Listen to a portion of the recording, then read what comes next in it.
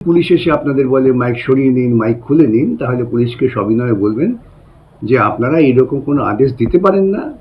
যদি আদেশ দেন তাহলে লিখিতভাবে দিন, কোন আইনের ভিত্তিতে দিচ্ছেন। কেন আমরা আইন মানতে চাই, আমরা কোনো রকম খেয়াল খুশিপনার মধ্য দিয়ে চলতে চাই না। এটাই হবে আপনাদের ভূমিকা। সকলের কাছে আমার অনুরোধ, শান্ত থেকে সুস্থভাবে আপনারা প্রত্যেকেই প্রত্যেকের ধর্ম আচরণ করতে পারেন, ধর্মটাকে মৌলবাদী পর্যায়ে নিয়ে যাবেন না। আজকে আমার কাছে বিধানসভার সদস্য নওশাদ এসেছেন এই বিষয় নিয়ে পরামর্শ করার জন্য। আমরা আদালতে আসছি, আদালতের কাছে আমরা একথাই বলবো যে পুলিশ প্রশাসন তারা আইন মেনে কাজ করুন। তারা আইন মেনে কাজ করলে পরে সাধারণ নাগরিকরাও আইন মেনে কাজ করবে। বিভিন্ন সূত্র থেকে খবর পাচ্ছি, বিভিন্ন জেলা থেকে অনেকে ফোন করছেন যারা একটি নির্দিষ্ট ধর্ম সম্প্রদায়কে মেনে চলেন, যে পুলিশ থেকে তাদের গিয়ে হুমকি দেওয়া হচ্ছে যে মসজিদে মাইক বাজানো চলবে না। পুলিশের এই ভূমিকাটা আইনসম্মত নয়। মাইক প্রচার করার কোনো নিষেধাজ্ঞা কোনো আইনে নেই। যেটা নিষেধাজ্ঞা আছে তা হচ্ছে পলিউশন কন্ট্রোল বোর্ড তারা নির্ধারণ করে দিয়েছেন যে শব্দের মাত্রাটা কত হবে। বিভিন্ন এলাকায় সেই মাত্রার বিভিন্নতা আছে। কলকাতা হাইকোর্টেও একসময় এই আজান নিয়ে যখন মামলা হয় তখন তারা রায় দিয়েছিলেন যে আজানে মাইক বাজতে পারি, কিন্তু সেটা পলিউশন কন্ট্রোল বোর্ডের নির্ধারিত যে শব্দের মান 6.5 ডেসিবেল না 8 ডেসিবেল কি ছিল সেটা দেখে নিতে হবে, যেটা আইনে আছে। সেই সীমার মধ্যেই আওয়াজকে রাখতে হবে যাতে অন্য কোনো মানুষের শব্দ দূষণ না হয়। অতএব আপনারা প্রত্যেকেই ভারতবর্ষের নাগরিক হিসেবে আইন মেনে চলবেন, আইন মেনে কাজ করবেন এবং পলিউশন কন্ট্রোল বোর্ডের নির্ধারিত যে শব্দ সীমা তার মধ্যেই মাইক বাজাবেন। এর বাইরে যদি পুলিশ এসে আপনাদের বলে মাইক সরিয়ে নিন, মাইক খুলে নিন, তাহলে পুলিশকে সবিনয়ে বলবেন যে আপনারা এরকম কোনো আদেশ দিতে পারেন না। যদি আদেশ দেন তাহলে লিখিতভাবে দিন, কোন আইনের ভিত্তিতে দিচ্ছেন। কেন আমরা আইন মানতে চাই, আমরা কোনো রকম খেয়াল খুশিপনার মধ্য দিয়ে চলতে চাই না। এটাই হবে আপনাদের ভূমিকা। সকলের কাছে আমার অনুরোধ, শান্ত থেকে সুস্থভাবে আপনারা প্রত্যেকেই প্রত্যেকের ধর্ম আচরণ করতে পারেন, ধর্মটাকে মৌলবাদী পর্যায়ে নিয়ে যাবেন না।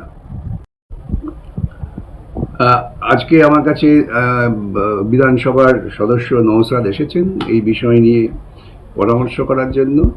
আমরা আদালতে আসছি, আদালতের কাছে আমরা একথাই বলবো যে পুলিশ প্রশাসন তারা আইন মেনে কাজ করুন। তারা আইন মেনে কাজ করলে পরে সাধারণ নাগরিকরাও আইন মেনে কাজ করবে। পুলিশ এসে আপনাদের বলে মাইক সরিয়ে নিন, মাইক খুলে নিন, তাহলে পুলিশকে সবিনয়ে বলবেন যে আপনারা এরকম কোনো আদেশ দিতে পারেন না।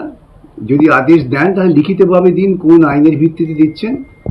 কেন আমরা আইন মানতে চাই, আমরা কোনো রকম খেয়াল খুশিপনার মধ্য দিয়ে চলতে চাই না। এটাই হবে আপনাদের ভূমিকা। সকলের কাছে আমার অনুরোধ, শান্ত থেকে সুস্থভাবে আপনারা প্রত্যেকেই প্রত্যেকের ধর্ম আচরণ করতে পারেন, ধর্মটাকে মৌলবাদী পর্যায়ে নিয়ে যাবেন না। আজকে আমার কাছে বিধানসভার সদস্য নওশাদ এসেছেন এই বিষয় নিয়ে পরামর্শ করার জন্য।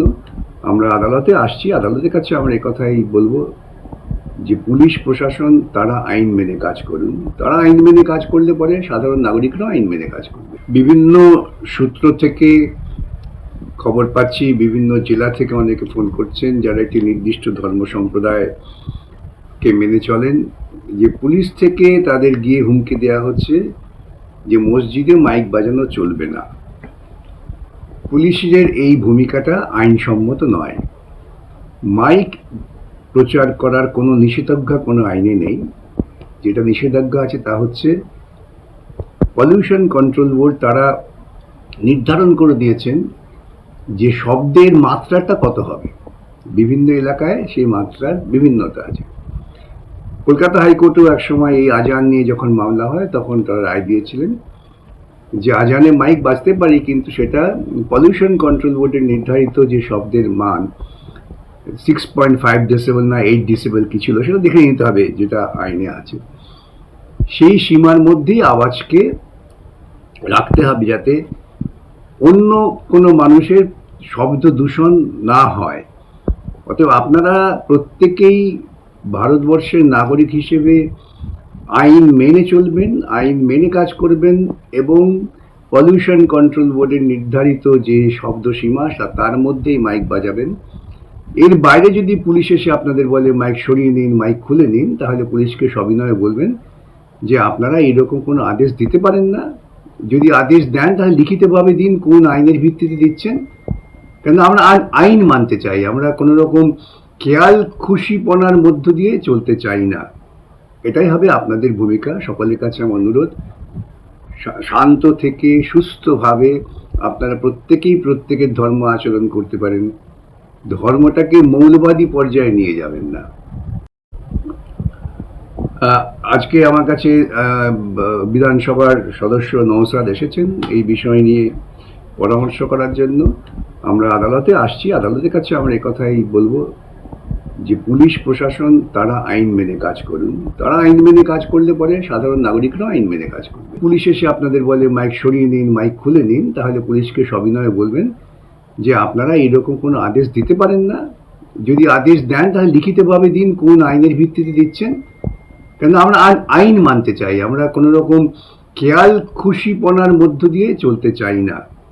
এটাই হবে আপনাদের ভূমিকা। সকলের কাছে আমার অনুরোধ, শান্ত থেকে সুস্থভাবে আপনারা প্রত্যেকেই প্রত্যেকের ধর্ম আচরণ করতে পারেন, ধর্মটাকে মৌলবাদী পর্যায়ে নিয়ে যাবেন না। আজকে আমার কাছে বিধানসভার সদস্য নওশাদ এসেছেন এই বিষয় নিয়ে পরামর্শ করার জন্য।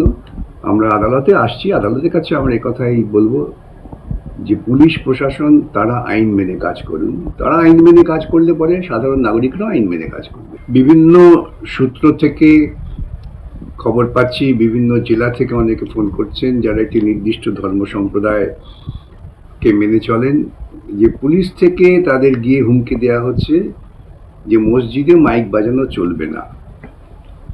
পুলিশের এই ভূমিকাটা আইনসম্মত নয়। মাইক প্রচার করার কোনো নিষেধাজ্ঞা কোনো আইনে নেই।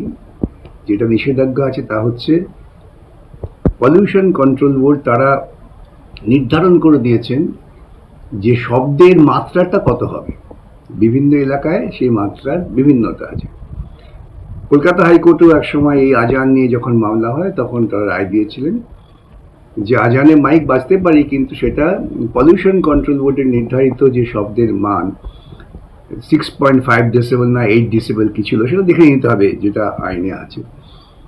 সেই সীমার মধ্যেই আওয়াজকে রাখতে হবে যাতে অন্য কোনো মানুষের শব্দ দূষণ না হয়।